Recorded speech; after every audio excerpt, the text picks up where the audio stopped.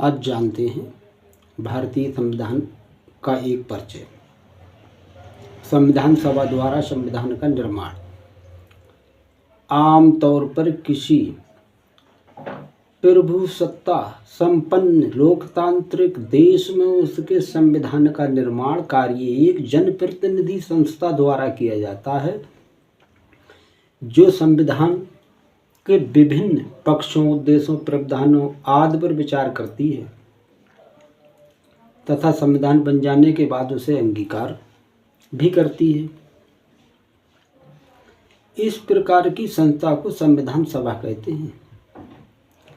भारत का संविधान बनने के लिए ऐसी सभा का निर्वाचन जुलाई अगस्त 1946 में हुआ था। संविधान सभा की मांग ईश्वराधीनता संग्राम के दौरान भारत के नेताओं ने लगातार इस बात की मांग की थी कि भारत की स्वतंत्रता होने पर भारत की जनता का प्रतिनिधित्व करने वाली संविधान सभा द्वारा देश के संविधान का निर्माण किया जाना चाहिए। शुरू में अंग्रेज सरकार इस बात पर सहमत नहीं थी, किंतु स्वाधीनता संग्राम के अंतिम दौर में तृतीय विश्व युद्ध की शुरुआत के समय उसे स्वीकार करना पड़ा कि भारत के संविधान भारतवासियों ही तैयार करेंगे। 1942 में ब्रिटिश सरकार के कैबिनेट मंत्री सर स्टैफर्ड क्रिप्स द्वारा प्रस्तुत क्रिप्स मिशन योजना के अंतर्गत ब्रिटिश सरकार ने आश्वासन दिया, भारत में एक निर्वाचन सभा होगी जो युद्ध के बाद भारत का संविधान तैयार करेगी। किंतु मुस्लिम लीग ने क्रिप्स प्रस्ताव को स्वीकार कर दिया। उसकी मांग थी कि भारत को दो स्वस्थ हिस्सों में बांटकर दोनों हिस्सों के लिए अलग अलग संविधान सभा बनाई जानी चाहिए। क्रिप्स मिशन के विफल होने के बाद 1946 में जब कैबिनेट मिशन भारत आया तो संविधान सभा के गठन का मार्ग तैयार हो गया, क्योंकि कैबिनेट मिशन दो संविधान सभाओं की मांग को ठुकराने के बाद भी सांप्रदायिक आधार पर निर्वाचन के सिद्धांत को मान लिया था, जिसने मुस्लिम लीग को काफी हद तक स्पष्ट कर दिया था। संविधान सभा का गठन कैबिनेट मिशन द्वारा प्रस्तुत किए गए सुझावों के अनुसार नवंबर 1946 में संविधान सभा का गठन हुआ। मिशन की योजना के अनुसार संविधान सभा का स्वरूप निम्नलिखित प्रकार का होना था। संविधान सभा के कुल सदस्यों की संख्या 389 होनी थी। इसमें से 296 सीटें ब्रिटिश भारत के प्रांत को और 93 सीटें देसी रियासतों को दी जानी थी। हर ब्रिटिश प्रांत व देसी रियासत को उनकी संख्या के अनुपात में सीटें दी जानी थी। आमतौर पर प्रत्येक 10 लाख लोगों पर एक सीट का आवंटन होना था।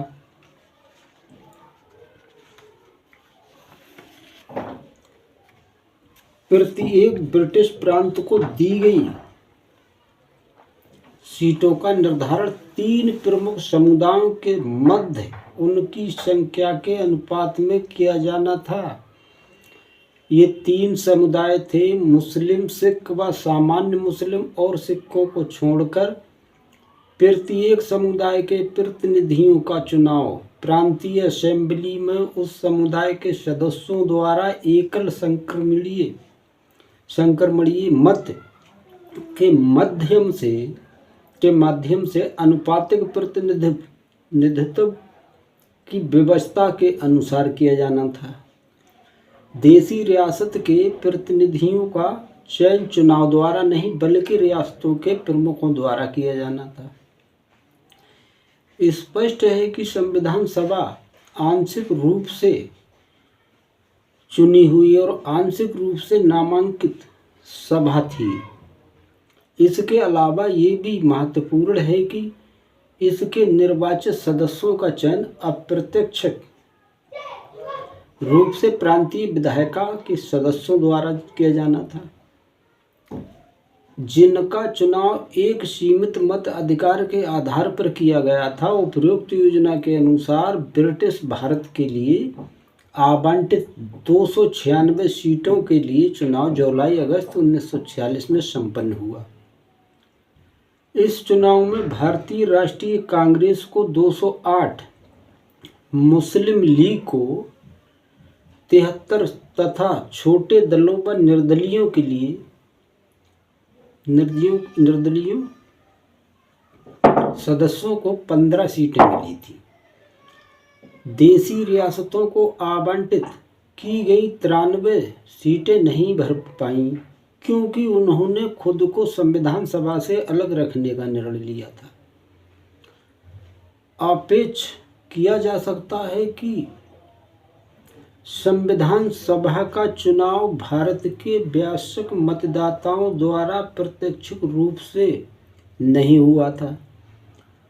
तब भी ये जानना महत्वपूर्ण है कि इसमें प्रत्येक समुदाय हिंदू, मुस्लिम, सिख, पारसी, आंग्ल भारतीय, भारतीय ईसाई, अनुसूचित जाति, अनुसूचित जनजाति के प्रतिनिधियों को स्थान प्राप्त हुआ था। इसमें पुरुषों के साथ पर्याप्त संख्या में महिलाएं भी शामिल थीं। महात्मा गांधी और मोहम्मद अली जिन्ना को छोड़ दे तो सभा में उस समय के भारत के सभी प्रसिद्ध व्यक्ति शामिल थे। भारतीय संविधान सभा की कार्रवाई 9 दिसंबर 1946 को संविधान सभा की पहली बैठक हुई, जिसमें सिर्फ 211 सदस्यों ने भाग लिया, क्योंकि एक तो मुस्लिम लीग ने स्वतंत्र पाकिस्तान की मांग उठाते हुए इसका बहिष्कार कर दिया था, और दूसरे देशी रियासतों ने इसमें शामिल होने से पहले ही मना कर दिया था। किंतु यह स्थिति लगातार नहीं चली। जैसे जैसे संविधान सभा की कार्रवाइयाँ आगे बढ़ी, वैसे वैसे देशी रियासतों के कई प्रतिनिधि इसका महत्व समझकर शामिल होने लगे। 3 जून 1947 को जब लॉर्ड माउंटबेटन ने भारत के विभाजन की योजना प्रस्तुत की थी, तो उसके बाद देशी रियासतों के अधिकांश प्रतिनिधि संविधान सभा में शामिल हो गए। भारतीय हिस्से के मुस्लिम लीग के सदस्य भी संविधान सभा में शामिल हुए। उद्देश्य प्रस्ताव। संविधान सभा की पहली बैठक 9 दिसंबर 1946 को वर्तमान संसद भवन के केंद्रीय कक्ष में हुई। मुस्लिम लीग ने इस सभा का अस्थायी अध्यक्ष बना दिया। सबसे वरिष्ठ सदस्य सच्चिदानंद सिन्हा को सभा का अस्थायी अध्यक्ष बना। 2 दिन पश्चात 11 दिसंबर 1946 को डॉक्टर राजेंद्र प्रसाद को सभा का स्थायी अध्यक्ष बनाया गया। सभा में प्रस्तुत किया, जो 22 जनवरी 23 नवंबर को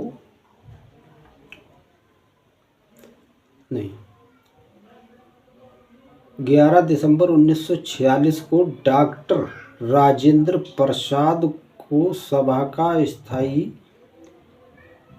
अध्यक्ष बनाया गया। 2 दिन बाद 13 दिसंबर 1946 को पंडित जवाहरलाल नेहरू ने उद्देश्य प्रस्ताव सभा में प्रस्तुत किया, जो 22 जनवरी 1947 को संविधान सभा द्वारा स्वीकृत किया गया। सापेक्ष में इस प्रस्ताव की मुख्य बातें निम्नलिखित थीं। भारत को एक स्वतंत्र तथा संप्रभुता गणराज्य के रूप में स्थापित किया जाए। भारत की संप्रभुता का स्रोत भारत की जनता होगी। इस गणराज्य में भारत के समस्त नागरिकों को राजनीतिक, आर्थिक, सामाजिक समानता प्राप्त होगी। भारत के समस्त नागरिकों को विचार व अभिव्यक्ति संस्था बनाने का, कोई व्यवसाय करने, किसी भी धर्म तथा मत को मानने या न मानने की स्वतंत्रता होगी। अल्पसंख्यक, अनुसूचित जातियां तथा पिछड़ा वर्ग के हितों की सुरक्षा के लिए उपयुक्त रक्षा उपाय किए जाएंगे। देश की एकता को स्थापित प्रदान किया जाएगा। भारत की प्राचीन सभ्यता को उसके उचित स्थान व अधिकार दिलाए जाएंगे।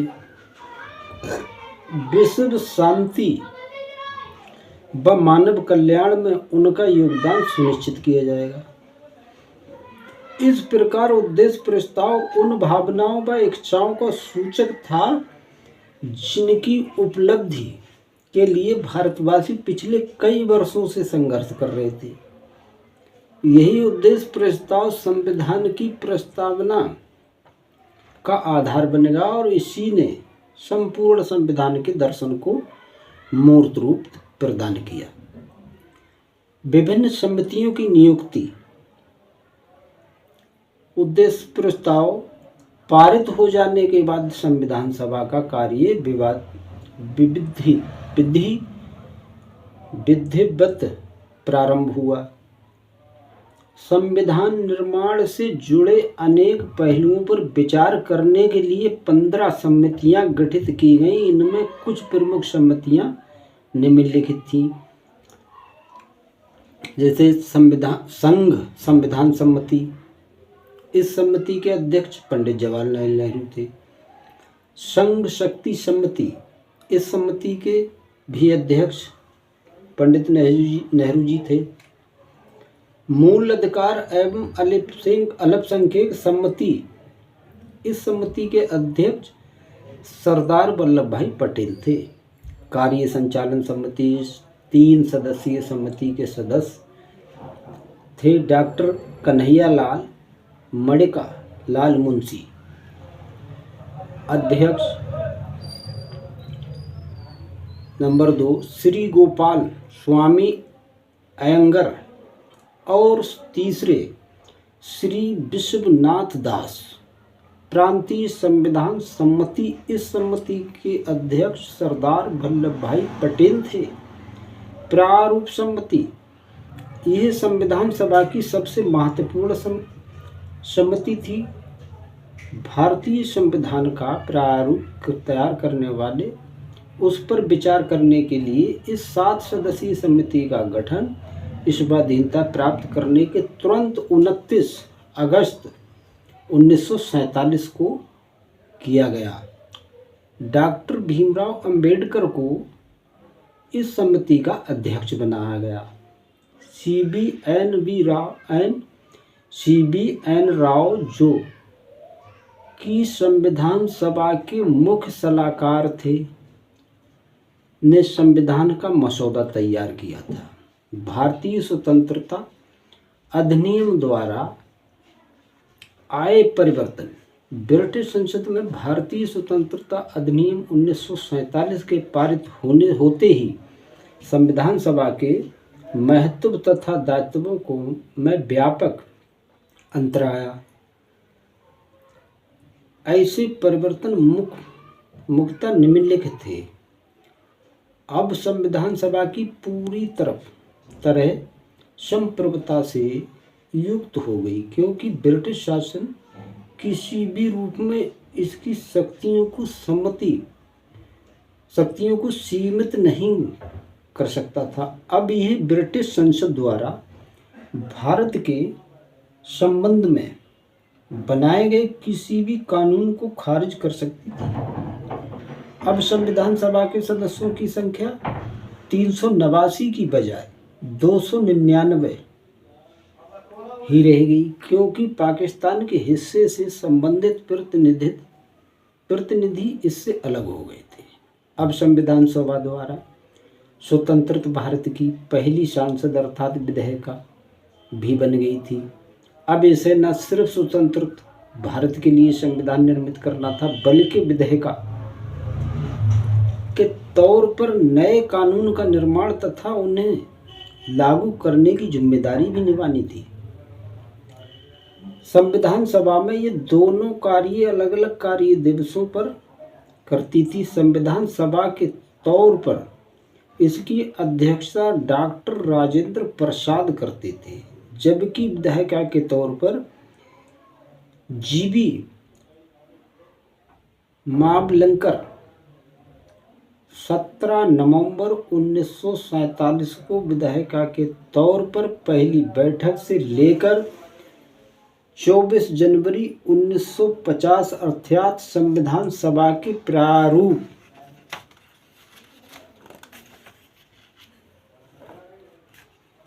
में अपनी अंतिम बैठक तक ये सभा दोनों काम करती रही। 26 जनवरी 1950 को संविधान सभा के तौर पर इसका कार्य समाप्त हो गया और 1951-52 में संपन्न हुए प्रथम आम चुनाव से बनने वाली संसद के निर्माण की तक अंतिम संसद के रूप में काम करती रही।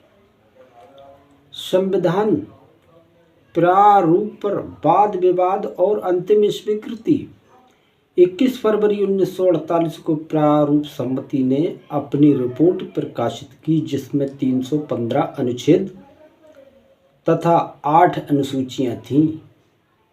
संविधान सभा के सदस्यों, प्रांतीय विधानमंडलों तथा जनता को प्रारूप संविधान पर विचार करने के लिए तकरीबन 8 महीने का समय दिया गया था। उनसे प्राप्त सुझावों के परिप्रेक्ष्य में दूसरा प्रारूप अक्टूबर 1948 में तैयार किया गया। इस संशोधित प्रारूप का पहला वाचन 4 नवंबर 1948 को आरंभ हुआ, जो 9 नवंबर 1948 को खत्म हुआ। इसका दूसरा वाचन 15 नवंबर 1948 को आरंभ हुआ और 17 अक्टूबर 1949 तक चलता रहा।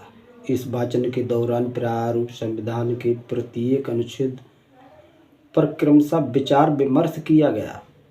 प्रारूप संविधान की तीसरा वाचन 14 नवंबर 1949 को आरंभ हुआ और 26 नवंबर 1949 को समाप्त हुआ। 26 नवंबर 1949 को इस संविधान सभा के अध्यक्ष डॉक्टर राजेंद्र प्रसाद तथा सदस्यों ने प्रारूप संविधान पर हस्ताक्षर किए और इस प्रकार स्वतंत्र भारत का संविधान प्रारूप पूर्ण रूप से तैयार हो गया। संविधान की 4 व्यवस्थाएं, अंतरिम सांसद, नागरिकता, चुनावों व संविधान के अस्थायी प्रावधानों को तुरंत लागू कर दिया गया। शेष संविधान 26 जनवरी 1950 को लागू हुआ। 24 जनवरी 1950 को संविधान सभा का अंतिम अधिवेशन हुआ। संविधान सभा ने सर्वसम्मति से डॉक्टर राजेंद्र प्रसाद को भारत का प्रथम राष्ट्रपति चुना। भारत के संविधान को पूरी तरह 26 जनवरी 1950 को लागू किया गया। 26 जनवरी का दिन संविधान सभा को लागू करने के लिए इसलिए चुना गया क्योंकि संविधान निर्माण भारत के प्रथम पूर्ण स्वराज दिवस 26 जनवरी 1930 को की स्मृति को संजोए रखना चाहते थे। ध्यातव्य है कि दिसंबर 1929 में भारतीय राष्ट्रीय कांग्रेस के लाहौर अधिवेशन में पारित हुए संकल्प के आधार पर 1930 में 26 जनवरी को ही कांग्रेस द्वारा पूर्ण स्वराज दिवस मनाया गया। इस प्रकार भारतीय संविधान के निर्माण की प्रक्रिया 2 वर्ष 11 माह 18 दिन में पूरी हुई। संविधान सभा के गठन और संविधान बनाने के कार्य में तकरीबन 64 लाख रुपए का खर्च हुआ था। संविधान सभा द्वारा किए गए अन्य कार्य। संविधान सभा ने अपने उपयुक्त दोनों जिम्मेदारियां निभाने के अतिरिक्त भी कुछ ऐतिहासिक महत्व के कार्य किए थे। वो कार्य इस प्रकार हैं कि इसने 22 जुलाई 1947 को तिरंगे झंडे को राष्ट्रीय ध्वज के रूप में मान्यता प्रदान की। मई 1949 में इसने राष्ट्रीय मंडल में भारत की सदस्यता को औपचारिक तौर पर स्वीकार किया। इसने 24 जनवरी 1950 को जनगण मन अधिनायक को राष्ट्रीय गान तथा वंदे मातरम को राष्ट्रीय गीत के रूप में अपनाया।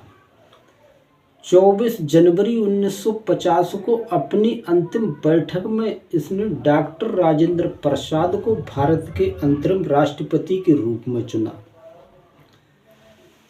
संविधान सभा के समक्ष उपस्थित चुनौतियां। भारत की संविधान सभा जिन ऐतिहासिक दायित्वों का निर्वहन कर रही थी, उनकी पूर्ति करना अत्यंत कठिन और चुनौतीपूर्ण था। इन चुनौतियों के संदर्भ में ही उसके महत्व को समझा जा सकता है। सापेक्ष में ये चुनौतियां इस प्रकार थीं। सबसे पहली चुनौती विभिन्न विचारधाराओं पर तथा हितों में समन्वय साधने की थी।